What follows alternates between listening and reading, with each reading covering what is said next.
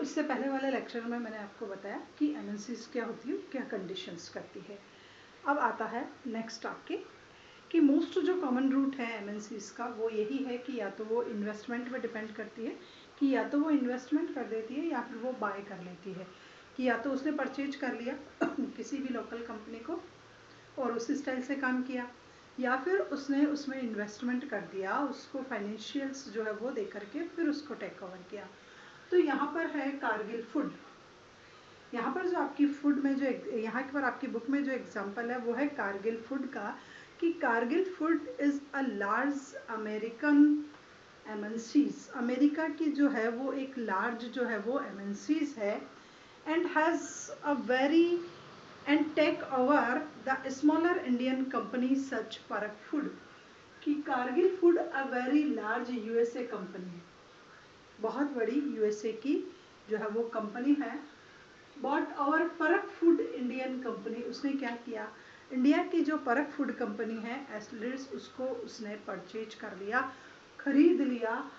Had built a large market networking in various part of India. तो जो हमारी परक फूड थी इंडिया की जो परक फूड थी उसका एक लार्ज जो है वो नेटवर्किंग एरिया था, मार्केट था इंडियन इकोनॉमी में, उसकी बहुत बड़ी अप्रोच थी, बहुत पहचान थी, बहुत रेपुटेड थी। और ऑयल की फील्ड में और एडिबल ऑयल की फील्ड में एक रेपुटेड कंपनी थी।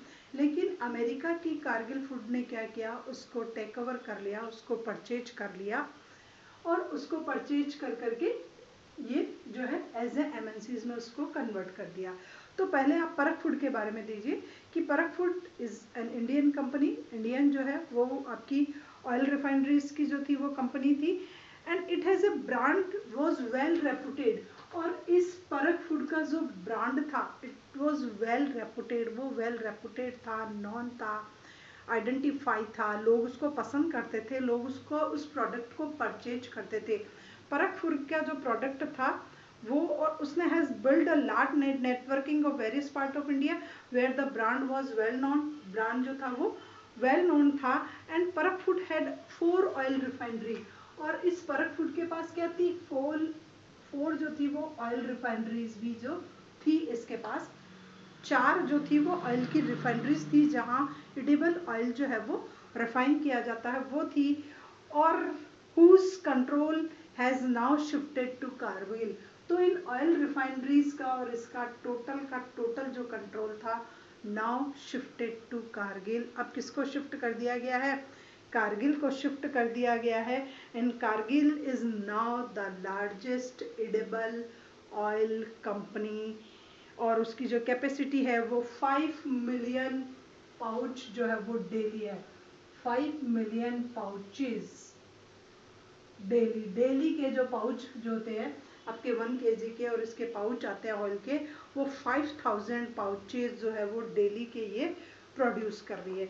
तो ये एक एग्जांपल था कि टेक ओवर करना भी एक जो है वो एमएनसीज को सेटअप करने के बराबर था कि इंडिया की परख और वहाँ की कारगिल दोनों मिली, कारगिल ने उसको परचेज कर लिया, ऑयल रिफाइनरी को ले लिया, टेक ओवर कर लिया, टोटल कंट्रोल आपके हाथों में ले लिया। अब वही प्रोडक्ट जो है वो कारगिल फूड के नाम से जो है वो सेल हो रहा है। और बेचारी जो परक फूड थी वो वेल रेपुटेड थी, वेल नोन थी, वेल रेपुटेशंस थी और उसके प्रोडक्ट को लोग बहुत अच्छे से आइडेंटिफाई करते थे। तो ये कैटेगरी होती है एमएनसीज की कि एमएनसीज इस स्टाइल से भी करती है। तो यह था एक way. Another way of MNCs control productions, large MNCs place order to small producers. एक और वे है एमएनसीज को, पहला वे तो आपने समझ लिया कि उसको परचेज कर करके। अनदर वे, ये another form of MNCs to control productions, की कंट्रोल करना है प्रोडक्शंस को, क्या करना है, तो large MNCs place order to small producer, जो स्मॉल प्रोड्यूसर्स हैं, एक लार्ज स्केल की जो एमएनसीज होती है वो उन स्मॉल प्रोड्यूसर्स को प्रोडक्शंस का ऑर्डर दे देती है।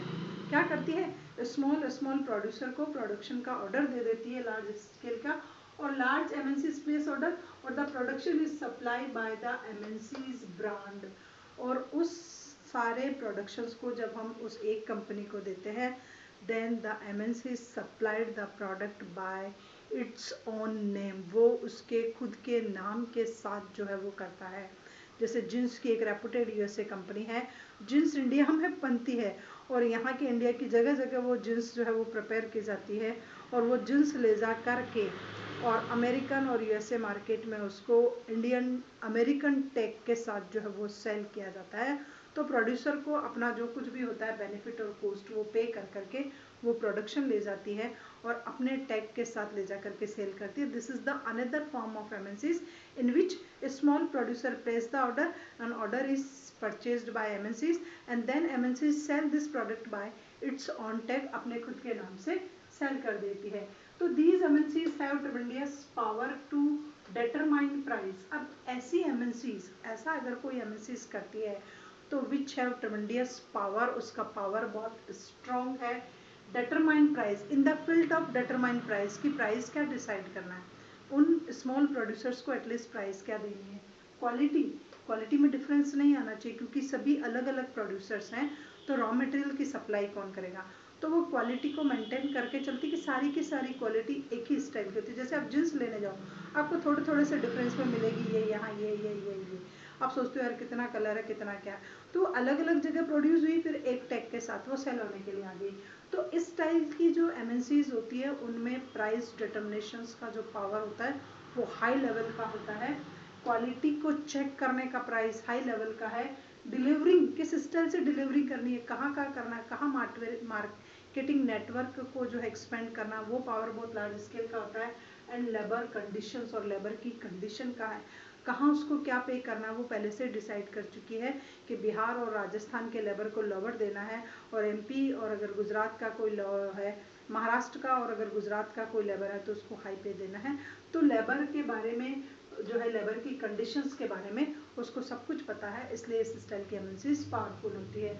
फॉर दीज डिस्टेंस प्रोडक्शंस, तो इस स्टाइल का एक डिस्टेंस प्रोडक्शंस जो है वो प्रिपेयर करके एक नेटवर्किंग करके कलेक्ट कर करके उनको सेल करना भी एक एमएनसीज की जो है वो पावरफुल थीम्स होती है। Thus a variety of ways in which MNCs are spreading। तो वैरायटी ऑफ वेज है जिसमें एमएनसीज जो है स्प्रेड आउट होती है, कहीं कहीं किस फॉर्म में हो रही है, कहीं किस फॉर्म में हो रही है और कहीं किस फॉर्म में होती है। अलग अलग फॉर्म होते हैं एमएनसीज के और वहाँ ये एमएनसीज जो है वो सेटअप होती है। तो there is a lot of variety to by which MNCs can setup. MNCs को सेटअप करने की अलग अलग वैरायटीज होती है। देयर प्रोडक्शंस, उनके प्रोडक्शंस के बिहाफ पे, स्प्रेडिंग प्रोडक्शंस की वो प्रोडक्शंस के बिहाफ पे किस किस स्टाइल से होंगी। सेटिंग अप पार्टनरशिप, सपोज करो पहले ऐसा किया कि सेटिंग अप पार्टनरशिप कर ली कि हाफ तेरा हाफ मेरा, 90 मेरा, 40 तेरा, 10 मेरा, जो भी है।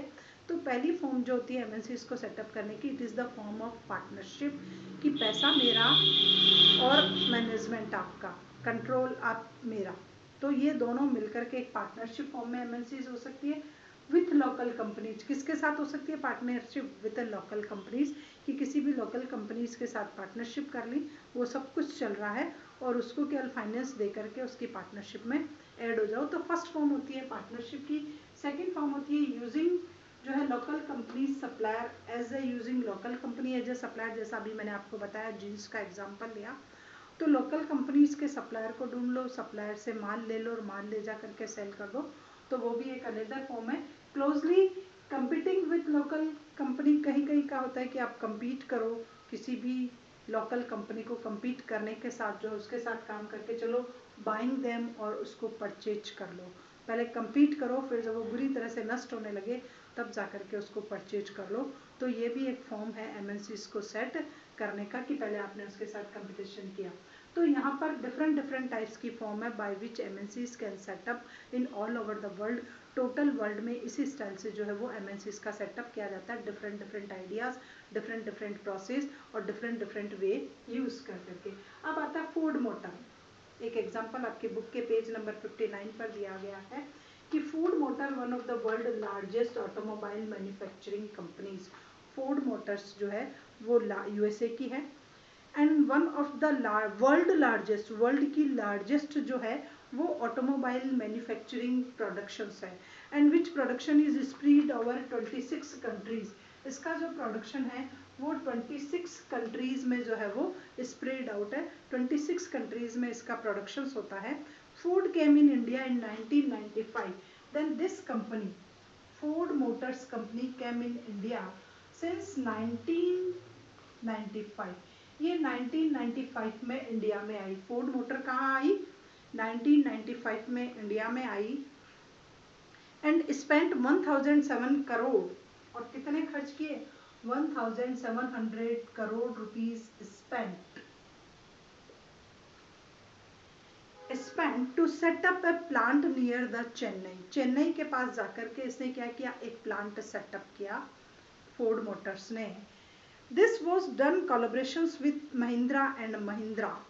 ये किसके कोलैबोरेशन से हुआ? इंडिया की महिंद्रा एंड महिंद्रा के कोलैबोरेशन से जो है ये सेटअप जो हो पाया।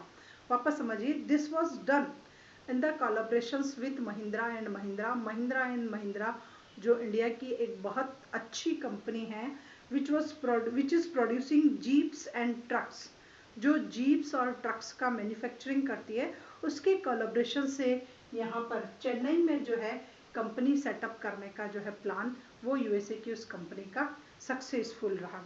By the year 2070 Ford motor was selling. अब यहाँ पर एक डेटा और दे रखा है कि 2017 में फोर्ड मोटर्स ने 88 कार्स जो है वो इंडियन मार्केट में 88,000 कार्स जो है वो इंडियन मार्केट में सेल कर दी। तो 2017 में इंडिया में फोर्ड मोटर्स की जो कार सेल हुई थी वो हो गई थी 88,000 cars in Indian market, while 1,81,000 cars were exported from India. और 1 लाख, यहाँ पर लिख रही हूँ, 1,81,000 जो है वो सेल कर दी ओवरऑल द वर्ल्ड, पूरे अलग अलग विश्व में इंडिया से एक्सपोर्ट की गई थी। वो थी आपके South Africa, Mexico, Brazil, United State and America. And the company wants to develop Ford India as a component of supplying base. तो कंपनी चाहती है कि कंपनी का प्रोडक्शन जो है वो फोर्ड इंडिया के नाम से जो है वो सेल हो, और फोर्ड इंडिया के नाम से जो है वो इसकी सप्लाई हो, और for its other plant across the globe, और globally other part of world में जो है वो इस नाम से ये कंपनी अपने प्लांट्स को सेटअप करना चाहती है। ये कंपनी की डिज़ायर है। तो आपने ये पूरा टॉपिक यहाँ तक पढ़ लिया और समझ लिया कि रियल में फोर्ड इंडिया क्या था। नेक्स्ट आता है आपका foreign trade and interactions of market, कि फॉरेन ट्रेड और its interactions to the market, की फॉरेन ट्रेड के साथ किस स्टाइल से इंट्रैक्शंस कर करके मार्केट का जो है वो हम डेवलपमेंट कर सकते हैं। तो foreign trade is an another form of globalization, कि अगर हम ट्रेड करते हैं ऑल ओवर द वर्ल्ड, अगर आप ट्रेड को सपोर्ट कर रहे हो, ट्रेडिंग कर रहे हो, इंटरनेशनल ट्रेड कर रहे हो, then it is the another form of globalization. ये भी ग्लोबलाइजेशन की फॉर्म है। इससे हमारी इकोनॉमी वर्ल्ड की अदर इकोनॉमी के साथ अट्रैक्ट हो जाती है एक्सपोर्ट और इम्पोर्ट के बिजनेस में।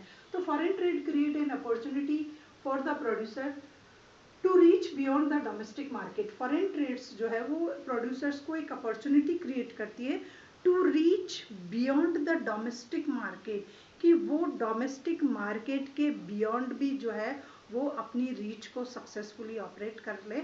इसका कहने का मतलब है कि फॉरेन ट्रेड है एक ऐसी अपॉर्चुनिटी क्रिएट करता है ट्रेडर्स के लिए, बिजनेसमैन के लिए, एक्सपोर्टर्स के लिए, कि वो अपनी इनसाइड द कंट्री या इनसाइड द बाउंड्री को भी क्रॉस कर करके अनदर कंट्रीज में जा करके भी वहाँ भी अपॉर्चुनिटी को सर्च कर सकता है। Producers can sell inside the country and outside the country to complete the market with other countries. अब यहाँ पर आपके पास जो है वो ये फैसिलिटी है कि you can sell the product inside the country and outside the country, दोनों जगह जा करके आप अपने प्रोडक्ट को जो है वो सेल कर सकते हैं। और इस सेलिंग के बिहाफ पे जो है आपकी जो है आपको यहाँ अपॉर्चुनिटी मिली कि आप inside the country and outside the country दोनों जगह जा करके अपने प्रोडक्ट को जो है वो इजी गोइंग सेल कर सकें। अब उसके बाद आता है चाइनीज टॉयज। चाइनीज टॉयज इन इंडिया। तो यहाँ पर ट्रेड के बारे में आपको ये बताया गया है कि फॉरेन ट्रेड जो है वो एक आपके पास अपॉर्चुनिटी क्रिएट करी, और आप पहले से ही जानते हो कि ट्रेड जो है वो आज की सिचुएशन नहीं है, हमारी कंट्री में जो ट्रेडिंग की अपॉर्चुनिटी है, ट्रेड के थ्रू ग्लोबलाइजेशन लाना, ये पास्ट से ही चल रहा है। पहले इसकी अदर फॉर्म हुआ करती थी, अभी जो फॉर्म है वो थोड़ी सी चेंज हो गई है, और इसके द्वारा जो है हम क्रॉस द वर्ल्ड जो है हमारी पहुंचा सकते हैं। अब आता है चाइनीज़ टॉयज़ इन इंडिया। यहाँ पर यह है कि चाइनीज़ टॉयज़ इन इंडिया एक एग्जांपल दे रखा है कि इंडिया में जो है वो चाइनीज़ टॉयज़ जो है वो बहुत ज़्यादा पॉपुलर है। हर बच्चे के पास, आप में से सभी के पास कहीं ना कहीं कोई ना कोई किसी न किसी स्टाइल का चाइनीज़ टॉयज़ होगा। तो bigger choice because it is cheaper.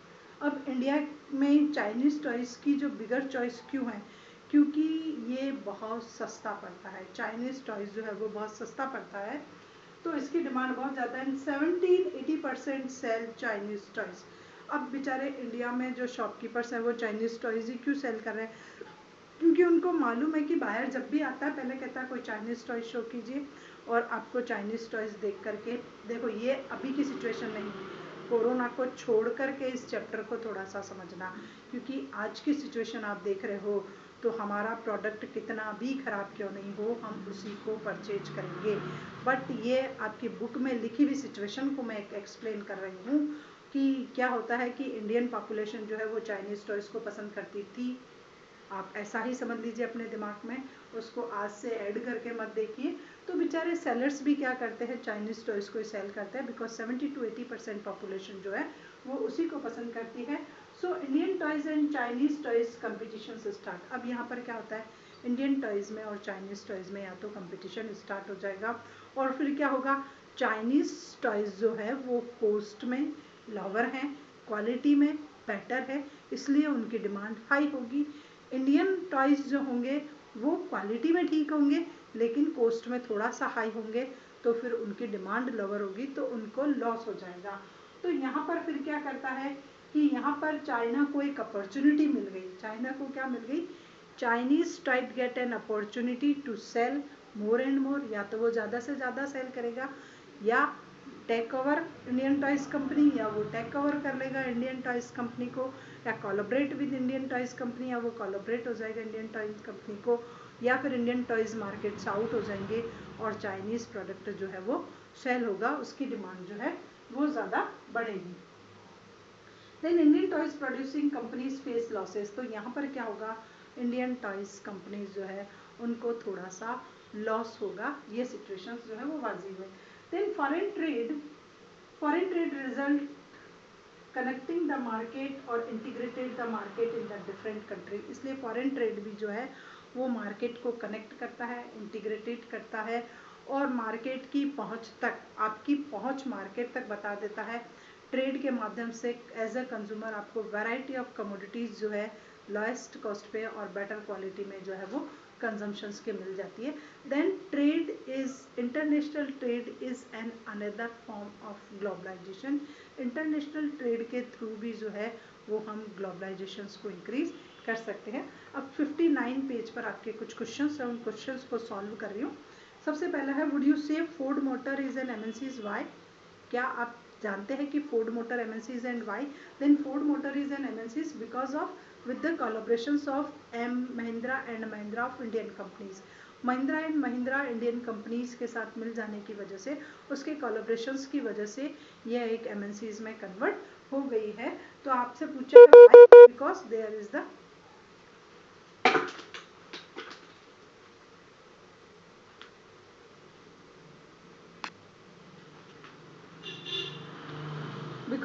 The collaborations of two countries। उसके बाद आता है व्हाट इज फॉरेन इन्वेस्टमेंट, कि फॉरेन इन्वेस्टमेंट क्या होता है। Then foreign investment is a type of investment in which a foreign company, foreign institutions, foreign government invest some money or wealth outside the country, जिसमें किसी company के through, individual firm के through, bank के through, institutions के through, government के through किसी other country में किसी भी स्टाइल का कोई भी इन्वेस्टमेंट किया जाता है, then this investment is known as foreign investment. तो वो इन्वेस्टमेंट जो होगा वो फॉरेन इन्वेस्टमेंट के नाम से जाना जाएगा। इनसाइड द कंट्री कुछ किया जाता है तो this is known as investment, उसको हम इन्वेस्टमेंट के नाम से जानते हैं। How much did Ford invest in India, तो फोर्ड ने कितना इन्वेस्ट किया था इंडिया में, तो आपके पास इसका आंसर है 1700 करोड़। 1700 करोड़ जो है वो उसने इन्वेस्ट किया था। उसके बाद है नेक्स्ट, थर्ड क्वेश्चन है, bye setting up their production plant in India MNCs such as Ford Motor tap the advantage not only the large market of country such as India but also lower cost of productions। कि Ford motor ने एक MNC जो India में setup की, उससे उसको दो benefit हो गए। पहला तो उसको एक लार्ज मार्केट मिल गया, और दूसरी बात है कि उसकी लोअर ऑफ कॉस्ट आई। तो आपको इसको स्टेटमेंट करना है। तो this statement is true because large markets is available in inside the country, because India is second largest populated country, so here demand is always available any type of product। यहाँ पर demand जो है वो हमेशा available रहती है, और कोई सा भी प्रोडक्ट आए, इंडियन इकोनॉमी में डिमांड नहीं हो ये पॉसिबल नहीं हो सकती है। और लोएस्ट कॉस्ट ऑफ लेबर इसलिए मिल जाती है because there is a large scale of poverty between working population. जो वर्किंग पॉपुलेशन है, फिजिकल लेबर यहाँ अच्छा मिल जाता है, सस्ता मिल जाता है, चीपेस्ट कॉस्ट पे मिल जाता है, because here is a large scale of poverty is available in population. गरीबी ज़्यादा है, इस वजह से हम बहुत कम पैसे में भी काम करने को तैयार हो जाते हैं। फोर्थ क्वेश्चन का आंसर है, why do you think the company want to develop India as a base for manufacturing car components of global organization? Discuss following factor, cost of labor and other resources in India। तो cost of labour के बारे में मैं आपको बात कर चुकी हूँ। कॉस्ट ऑफ लेबर बहुत लोअर है इंडिया में। एंड अदर रिसोर्सेज, तो अदर रिसोर्सेज रिच अमाउंट में अवेलेबल है।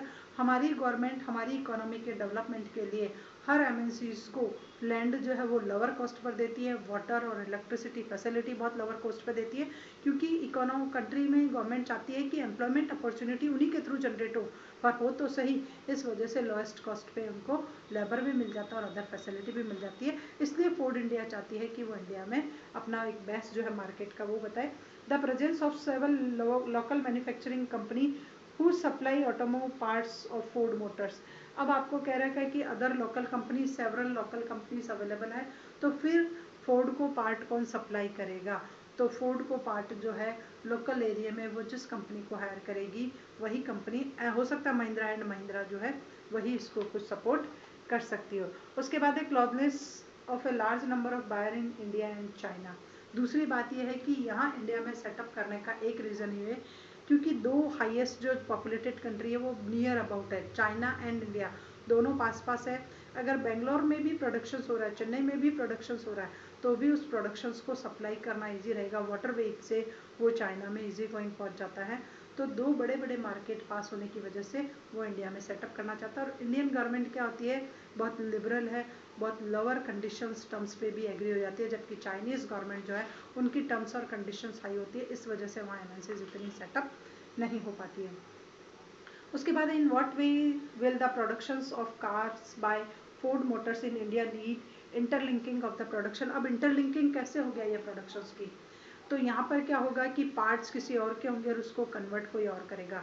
वो ऑटोमोबाइल्स है, हो सकता है वो पार्ट जनरेट करके दे, और कार जो मैन्युफैक्चरिंग करे वो हमारी जो है महिंद्रा एंड महिंद्रा के थ्रू जो है वो प्रोड्यूस की जाए। तो यहाँ पर क्या हो गया, इंटरलिंकिंग जो है वो प्रोडक्शंस हो गया, दोनों ने मिल करके साथ जा करके उसको प्रोडक्शंस को किया। इन what way in MNCs different from the other forms. Other form से ये एमएनसीज किस स्टाइल से डिफरेंट है कि फोर्ड इंडिया एमएनसीज किस स्टाइल से डिफरेंट है? तो यहाँ पर इसने इन्वेस्टमेंट किया है, हमें फाइनेंशियली हेल्प दी है। तो यहाँ पर क्या होगा, दोनों की पार्टनरशिप होगी।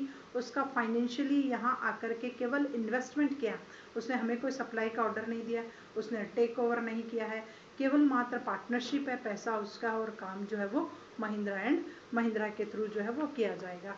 तो ये थोड़ी सी डिफरेंट टाइप्स की जो है वो एमएनसीज है। अब वो कुछ एग्जांपल्स दे रखे हैं। Near by all MNCs are Japanese, guess why. तो मोस्टली जो कंपनीज होती है वो जापानी या अमेरिकन, और यही क्यों है?